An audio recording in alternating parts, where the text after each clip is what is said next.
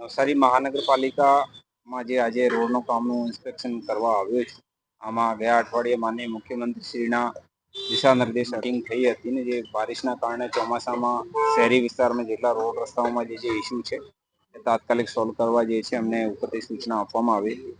આ મુજબ જે નવસારી મહાનગરપાલિકાએ એક આગોતરા પહેલ કરીને વોટ્સએપ નંબર જાહેર કર્યા હતા.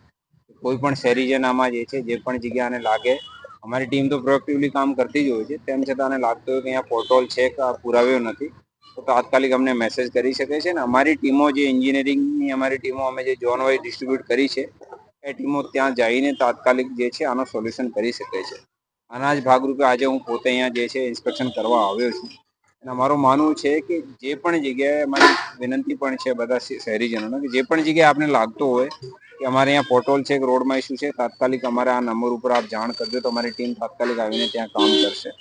એક જ અમારો હેતુ છે કે શહેરીજનોને કોઈ પણ જાતની રોડ રસ્તાના કારણે મુશ્કેલી ના પડે.